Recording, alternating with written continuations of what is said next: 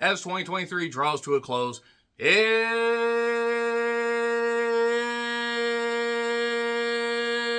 It's time for some positivity as I look back on some of my favorite professional wrestlers for the entire calendar year. From independent promotions to major U.S. companies to major companies worldwide on this great big old spherical object that we call home. With so much water and land and breathable air and so much sustenance, so many great things that make up this world, including the most important element, professional wrestling. If it wasn't for professional wrestling, I don't know what I'd be goddamn doing. When it frustrates me, holy goddamn shit, I want to tear what little hair I have left out. But when it's great, like these talents, I am so goddamn grateful that professional wrestling is in my life. And I don't care if these wrestlers compete in front of 200 people, 500 people, 1,000, 5,000, 10,000, 200,000, 25 million. I don't think there's an arena that would fit 25 million people in it, at least not until the device is complete. Unfortunately, my device is in the shop, and my spare device, can't talk about that until the cases are sold. But it would be very hard, super difficult, perhaps nigh impossible, to talk about all the great professional wrestlers that continue to put their blood, their sweat, their tears, their bodies on the line in the squared circle.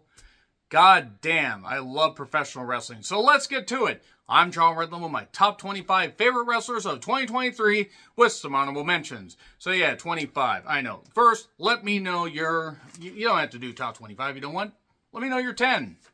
And let me know if there are any that I should check out, like, matches, that kind of stuff, where I can find their particular, great work and people that I may have missed, because I tried to cover as much stuff as possible, but I do work a lot and I'm, only able to watch so much. Speaking of work, I am doing this list Thanksgiving week for this reason. I'm going to be very, very busy in the month of December, and I've decided, it's pretty much cemented right here who my favorite wrestlers are.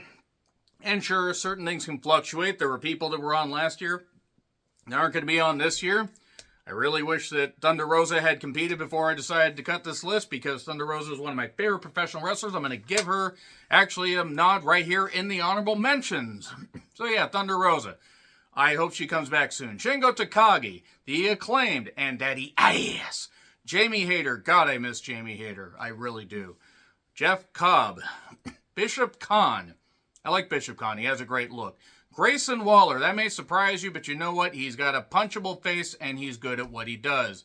Claudio.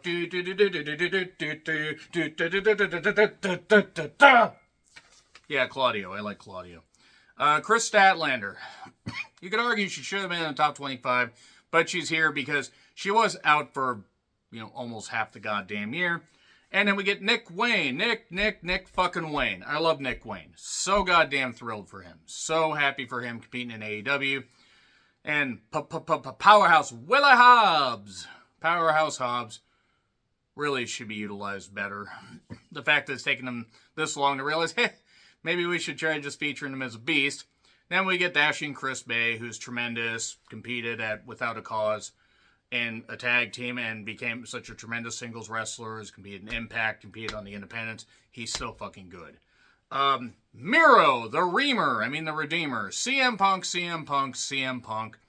Yeah, people may be disappointed by that, but whatever. And then Sting! Because this is Sting's last full calendar year in wrestling before he retires at Revolution 2024. Hikaru Shida and Julia Hart, who, as of this recording, is TBS champion. So, hooray! She did that. She did the thing. Good for her. So, let's get to the top 25 now? Yeah, let's do it now. So, we go Jacy Jayne. My goodness, I love Jacy Jayne. I have kind of sworn off reviewing NXT, and that's not Jacy Jayne's fault. Jacy Jayne is one of the few bright spots. If they would just cut down on all the comedy bullshit and replace Booker on commentary, I would absolutely just love to just dive into everything that Jacy Jayne does. That sounded less weird in my head, but she's a really good worker, makes the most of her TV time, and really she's doing some great stuff. Is it as great as the Toxic Attraction stuff? Maybe not, but Jacy has made the most of all her television time, so good for her. And then we get to Timeless Toni Storm, who's great. She's great. She's ready for her close-up, and she's just been fucking tremendous. She has been so fucking tremendous. I love me some Toni Storm. I'm so thrilled for her success. This, Hollywood starlet thing is just working out so well for her. And then we get to number 23, Asuka, the Empress of Tomorrow. They really have no idea what to do with her as far as being the champion, not getting a great run, or whatever. But, I like Asuka, don't get me wrong. The reason Asuka, as far as a worker, should be way higher on this list. But it also comes down to booking.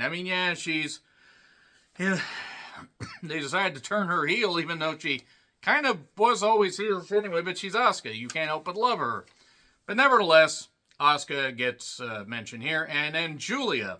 I've seen enough of Giulia. Again, sounded less weird in my head, but I have seen enough of Giulia to know that she is great. Now, as far as her work, yeah, she should be up way higher on this. I haven't seen nearly enough of her to put her any higher than this, at least not yet. But Giulia is fucking tremendous. I've seen her on some of the New Japan of America shows. I've been furnished some matches that she competed in, for the Stardom shows. She's great. She got that star quality. She's very good in the ring. She's fucking gorgeous. She's a complete package. I see why every major company wants her. And I'm not knocking Stardom. I just see why every major company wants her. So Giulia gets a shout. Number 21, L.A. Knight. Yeah. LA Knight has gotten himself over being just a great on promos. Pretty good in the ring. I'm not going to say great in the ring, but he doesn't need to be great in the ring. He just needs to be good in the ring with that kind of personality that people gravitate towards. And he's more than capable of having a very good match. He had probably Roman Reigns' best, not drawn out to the fucking limits, match at Crown Jewel. I don't, at least of the year, I don't necessarily know if it was like that great, but that was mostly down to the fact that I'm kind of sick of the Roman presentation. I appreciate what they're trying to do, and they're trying to make him like the final boss. But too much interference and everything. But that being said, back to LA Knight, the man had gotten himself over. The whole Max Dupree thing was stupid, really fucking stupid. And yeah, but LA Knight, he's not stupid, super over, great. I imagine that probably by Mania in next year, he will be the U.S. champion at least. Number 20, speaking of champions, Lyra Valkyria. I don't know what this is. I don't know is she a mime? I don't know. I know she is the current NXT Women's Champion, and she is very, very good. She's got a great look. God, does she have a great look. And she also has unique offense. She can, come at you from multiple directions, lol, but she's actually very good. She's actually very good. Her and Becky had good interactions and a pretty good match. So, not just that. Lyra had other good matches. She faced off against, I believe, Tiffany on an episode of NXT. Could have been one of their specials. A lot of NXT is blended together for me. But Lyra is very good. I see why people were singing her praises in NXT UK. For the 5 fucking people to watch that show in the US. But Lyra Valkyria, very good. And now we get to number 19. We get to Christian Cage, the Father of the Year in AEW. As far as his work, look, he does enough to get by. He is on the older side. I think he's 50, 51, and he's had, injuries and stuff like that. But he's done great on promos. He's done great on presentation, and he's a great heel. And also, it was a thrill to see him toss Darby onto some stairs for no goddamn reason live at WrestleDream. I felt that move in my feet. I felt those bumps. I felt that shit in my feet. That was brutal. But Christian Cage, very good. Very, very good. That's why he's here. So, this and maybe next year will probably be his last full years, because he was off for a number of months with an injury, and I think actually he's been off with a couple injuries. So I wouldn't be too surprised if by 2025 he's totally done. But he's been doing some great work in 2023, so that's why he's here. And then we get to Braun Steinbreaker. Braun Breaker, Steiner's kid, Rex Steiner. Great. He's a mixture of Scott and Rick in the ring, hopefully. not actually a mixture of Rick outside the ring, if you know what I mean. Love the Steiner brothers. Rick shouldn't have said that shit and should have educated himself. That being said, the younger Steiner is very good. He's hitting hard. He's doing great, being this, obnoxious heel that he's been for the last few months. And he's as ready as he's going to be for the main roster. They're probably going to move him up either at the Rumble or, right after Mania. I really want to see him continue to succeed. The world is really his oyster. The fact that he has only been wrestling, he signed with the company, March of 2021? And he was competing on the very first NXT 2.0. Oh, boy. But he was one of the few bright spots. Steiner is very, very good. The Braun Steinbreaker. So we get to number 17, Willow Nightingale. Miss Peppy and Miss Clap herself. No, wait, that's somebody else that's on the least favorite list. But I digress. Willow getting everybody happy and just doing all this and everything. And Willow has great power. She has great energy. The strength that she has, hitting the pounce, hitting the doctor bomb. That's a great finish. That's great stuff. And she hits it with tremendous impact. And she just has this cool, happy, peppy feel about her. But you can see her turn on dime and just fucking go at people. And Willow has been very good. Willow has done a lot of great shit this year. I'm glad they're featuring her release a little bit more on AEW programming. Watch as I say that, they won't feature her much at all in 2024. Completely cementing that Tony Khan may not care about the women's division. But Willow is very, very good. Now, we get to number 16. It's like, whatever. As if it's Tiffany Stratton. It's Tiffany Stratton. I mean, hits that moonsault picture perfect. Fucking great. She's super athletic. She has laid shit in. She knows that she needs to get better on promos and timing and everything in NXT. Even though she's gay in it, she understands she needs more time and more seasoning. And I respect that. And she's had some great matches. She had a short-lived title run. I didn't mind her losing to Becky. I didn't think her title run was booked all that great, mainly because they booked her against Thea Hale, and all the Chase U stuff was fucking horseshit, because Chase U's fucking horseshit. Again, least favorite wrestlers list. Hint, hint.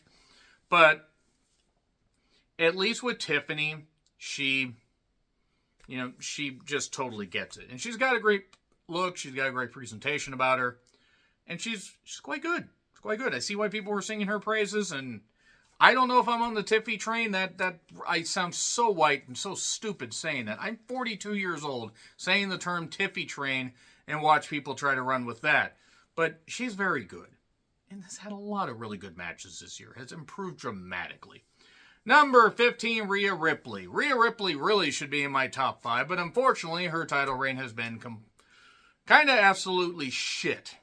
And that's not her fault, but name the one great match that she's had. Because she hasn't been allowed to really go out and do much of anything. She's had a couple good matches. That match with Zelina in Puerto Rico was great.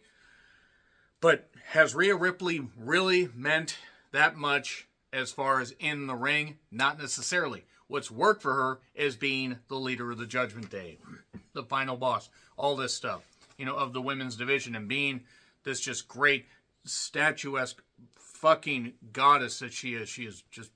I can understand preferences, but if you knock people for thinking Rhea Ripley's attractive, get a fucking life is all I'm going to fucking say. That's all I'm going to just, without potentially getting banned.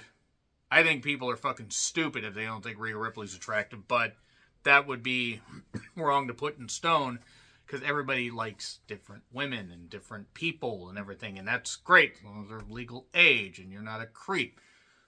What's not creepy is Rhea. Rhea had one of my favorite matches of the year against Charlotte, and that was where she won the title, so it didn't count as part of the title reign. Ha ha! Loophole, bitch! Don't know where I was going with that. But Rhea Ripley, even with the title reign, it hasn't been all that great since Mania. She's been presented like a star. She looks like a star. Mommy's on top, and Buddy is so goddamn lucky, and I'm so happy for that. I'm sorry. That's so bad. But Rhea, gets to number 15. Number 14, Ricky Starks. Ricky Starks needs to get the fuck to WWE unless Endeavor's just going to gut all these big contracts and not offer big money like all the stuff with UFC. Because Ricky and Cody could have a great feud. As much as I don't like Cody, Ricky and Cody could have a great feud, and Ricky can talk, and Ricky can get over like that. And Ricky should have been a multi-time singles champion. I don't count the FTW title, neither should you. And that's not to say that Ricky didn't have some great, or do some great work while champion, but as a competing with, or, teaming rather with Bog Bill, and I call it that because of the shoe print, at least they've kind of pigeonholed him as far as being, a guy that's just been a tag team, even though that's a tag team that's really just in its infancy. Ricky is so good, so smooth. Saw him at my first ever independent show. He's so fucking good. Got to see him right before or right after the NWA Hard Times show, which I think, Hard Times are Into the Fire. I think it was Into the Fire was the December 2019 one, but Ricky's great. Absolutely great, and he's made the most of whether it's a face run or a heel run. It's weird to think he was actually a face entering this year and then turned heel sometime during, and had that program of Punk, the plug pulled on that, when that would have been fucking brilliant. And him and Bryan Danielson had some great matches. Ricky can perform, overperform in some cases, and that's why he's here at number 14. Number 13, Becky Lynch, the man who has helped elevate as many women as possible. Even if the booking hasn't allowed her to necessarily do that, Becky is very, very good. Becky also has probably got a couple more years left in the ring before she eases back into part-time. This isn't an age thing. I think this is just more of a what else can she do thing. Because she's main event of Mania. She's won the Rumble. She's done just about everything that she can do. And she did some great stuff here. NXT Women's Champion. She helped that division. She helped boost that show up. Even as much as I don't like some of the shit on NXT, she has done some good shit. And now, she's back on the main roster after doing some great stuff in NXT. Sure, some people didn't like that she ended the title reign of Tiffany too early, but at least it went somewhere. She had Lyra Topper. You know what? Yeah, I'm just going to let that marinate right there. Becky is very good, though, and that's why the man is here. I don't know why I'm like this. I'm really just completely batshit insane, apparently.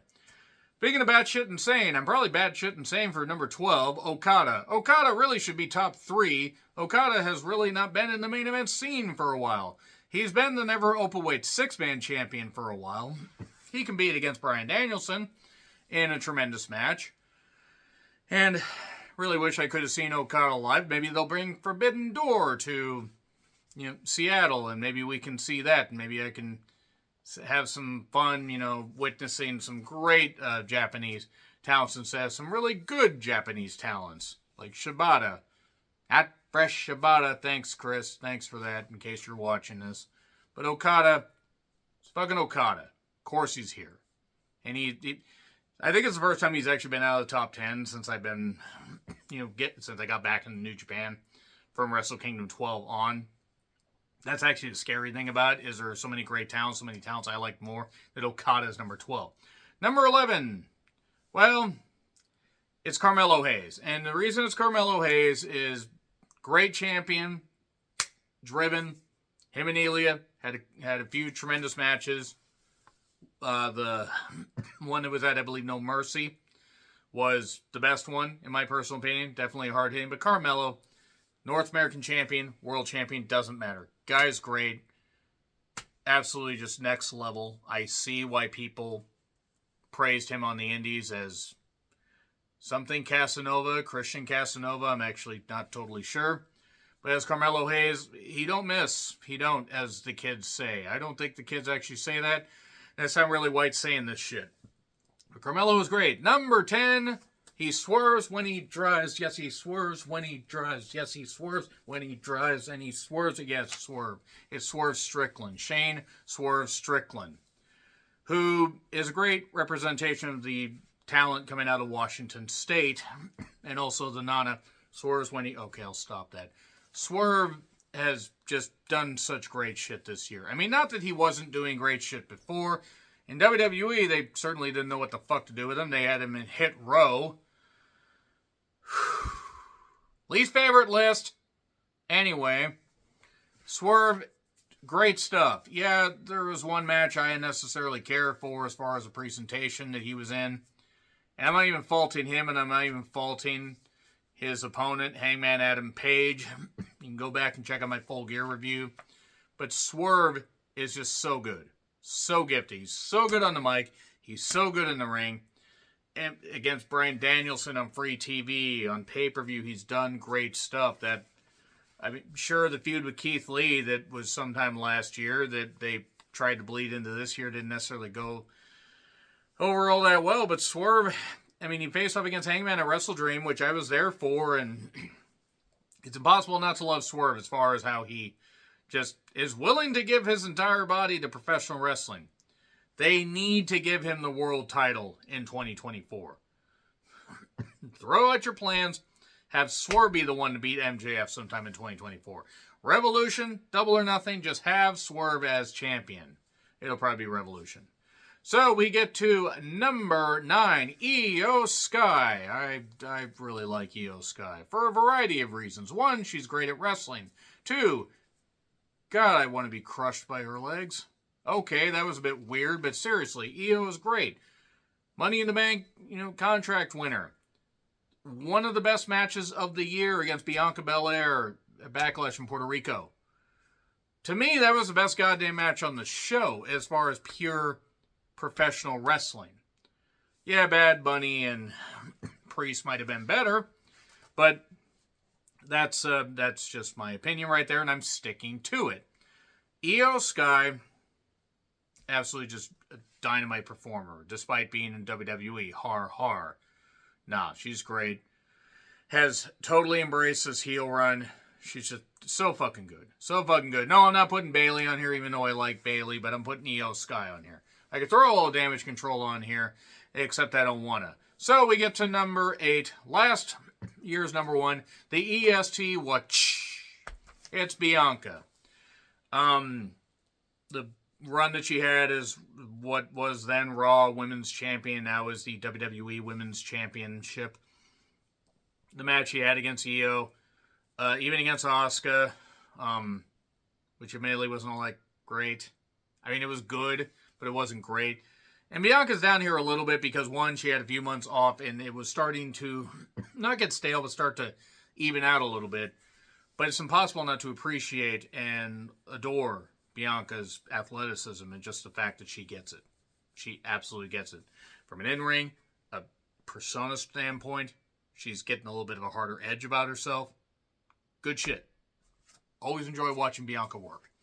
So, number 7, Bryan Danielson. Yeah, you could argue probably the best professional wrestler on this list, except not to me, and I'm not saying that Danielson is bad. Quite the opposite. He's been in a couple matches I haven't cared for, but he's also from Aberdeen. I got to see him compete against Zack Sabre Jr., maybe more on him later, at Wrestle Dream, and Danielson is tremendous. Danielson is an absolute goddamn, hella impressive talent. One of the best wrestlers of his generation. He's been doing this for a while. Sure, he had some time off because of the concussions and the neck injury. And he's, he's back. He's doing shit. But this is his last full year in wrestling. I mean, he'll be in the running, obviously, in 2024, unless he gets, severely injured. Hopefully not. But this is going to be his last full year in wrestling, despite the fact that he's been off a few months out of the year. Because time waits for no man, and unfortunately, him and a lot of others are getting beat up a lot. But that being said, Danielson, absolutely number 7. I was going to put Damian Priest here, and Damian Priest is good, but I should have slotted him in the honorable mentions admittedly. But number 6, Ilya Dragunov.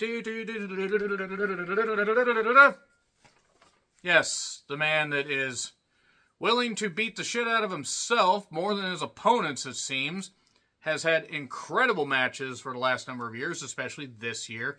Always hits hard. Always loves to fist his opponents when they're down and unconscious. I can identify. Probably shouldn't have said that. But Ilya even cuts good promos, good fired up promos, and he looks like the stuff hurts him, and he looks like he's willing to bleed and sweat, and he has. And he continues to do so. Don't die in the ring, Ilya. Don't die in the ring. But yeah, the matches with Carmelo Hayes and others that he's faced, I mean, the guy's just great. Ilya Dragunov is great. Wrapping up here with the top 5. Gunther. The Walter, the Gunther, the Ring General. The man who recently made comment, well, recently, I guess, because what was the term recently? Sometime within the past little bit of time, few weeks or whatever, as of this recording, where he knocked the Ultimate Warrior, saying he was a showman but not a wrestler. He's right.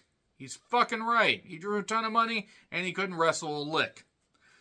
That being said, fuck the Ultimate Warrior. I'm glad he's dead. So yeah, Gunther, longest reigning Intercontinental Champion ever, beating the Honky Tonk Man, that piece of shit who never deserved that record.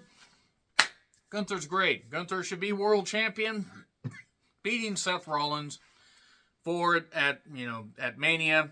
I don't know where that leaves Priest with the cash-in, but I digress. Gunther has just helped elevate the Intercontinental Championship, and even though he hasn't been on a ton of pay-per-views, he's always delivered TV matches. The match where he made Gable's kids cry, that was good. That's what you little shits get for having a dad in a comedy goofy act. But anyway, Gunther is so fucking good. Check out my review, by the way. You can pause and come back to this. Check out my review of when Gunther broke the record, and I laughed and laughed at Gable's kids crying, you little shits. Gunther is a great Intercontinental Champion, a tremendous professional wrestler, and can work with just about anybody. I mean, I really haven't seen him have a bad match with anybody. So we get to number 4, Samoa Joe. Joe. Longest reigning Ring of Honor TV champion, and then just said, I'm done with this, and I'm going to go compete for the world title. I'll never understand that. Samoa Joe gets a big pop anytime he comes out. He would always make the most of his television time. Yeah, he's in his mid-40s. Yeah, he probably has only a couple years left. With his style and with his size especially, but 2023 has been a fucking tremendous year for Joe. It was great to see him at the first Dynamite of the year. And it's always great to see Samoa Joe, see him get big pops, see him work hard, just walk away from a dive. I mean, never get tired of that. So Samoa Joe is number 4. Number 3 is Zack Sabre Jr., the New Japan World TV Champion. I guess that's the official title. It looked like a cardboard cutout title at first. I mean, the design's kind of grown on me. That being said, I mean, it was him versus Danielson in WrestleDream. It's Zack Sabre Jr. who can have a great match with anybody. He was one of the lone bright spots of the G1. He's been one of the lone bright spots of, like, New Japan programming in general, because New Japan has had some issues and needs to rectify a lot of shit and fix a lot of stuff creatively. Zack Sabre Jr., though, has been great and is great and will continue to be great. And him yelling at a fan saying, I'm working, it's like, shut up, dickhead, I'm working. That was great. That was so good. I actually wore my Zack Sabre Jr. shirt for the pay-per-view. It would have been great to get that on camera. That being said, I mean, Zack's just tremendous. Number 2, FTR, the best tag team in the world today. You can disagree. It's okay to be wrong. I kid. If you disagree, that's fine. But FTR had one of my favorite matches of the year against Jay White and Juice Robinson. The Bang Bang, the Gang Bang Gold champions or whatever. No, I'm kidding. It's 2 out of 3 falls tag team championship match. So goddamn good. Best TV match I've seen in a long goddamn time. And FTR, despite the shit booking at times, and the fact that they should have gotten a pretty long run with the titles, to me they didn't get one that was long enough, at least well booked enough. But FTR, 100% deserves to be near the top, but not quite. Number 1, Maxwell Jacob Friedman, MJF. He's better than you, and you know it. Better than me. It's not hard to be better than me. But he started as a great, heel world champion. He had won it at Full Gear last year. I'm not the biggest fan of some of the goofy face stuff that they've been having him do, but anytime I see him in the ring, 9.5 out of 10 times, I will love what he does because he's so good. He's so gifted. He is the best world champion going today, in my opinion. It's not that Roman isn't the bigger star. MJF is a better wrestler. That's all I gotta say right there. MJF had some of my favorite matches of the year against Bryan Danielson, the Iron Man match. Even the four-way match at Double or Nothing, it got messy. MJF was still able to make that work because when him and Darby were in there, it was good. And then him versus Adam Cole, baby, at All In. TV matches, doesn't matter. The recent feud with Jay White and stuff that he's been doing on television building up to that with Joe and Wardlow. MJF is my favorite wrestler of 2023. So yeah, that's all I gotta say. Let me know your thoughts in the comments, please. Like, share, subscribe, Twitter handle in the description. I'm John Ritlin. I'll see you soon.